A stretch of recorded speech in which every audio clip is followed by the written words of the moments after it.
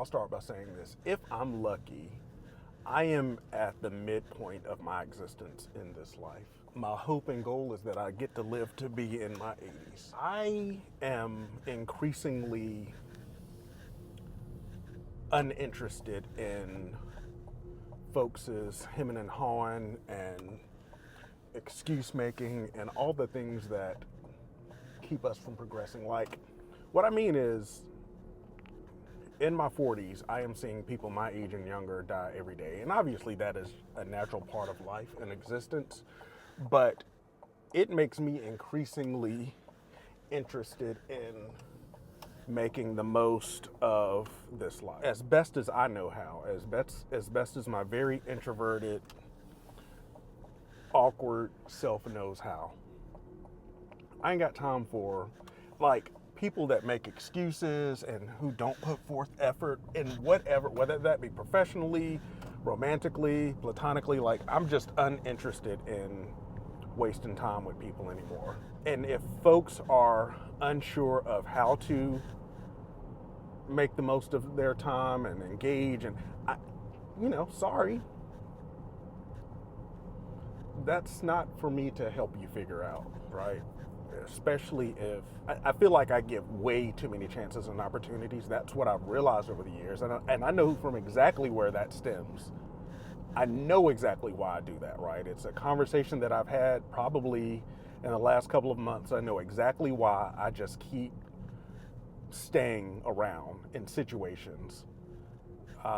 And I think I'm finally at a place where I know I don't have to do that anymore, where I'm comfortable enough walking away because I know I've done what I needed to do.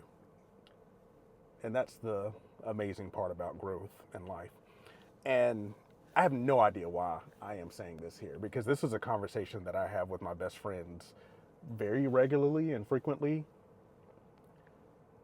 But for some reason, I wanted to say it somewhere else. I wanted it to be more like an evergreen kind of thing. I don't know if that makes sense, but I just wanted it to exist elsewhere, out in the ether, in the interwebs, or on somebody's phone or something.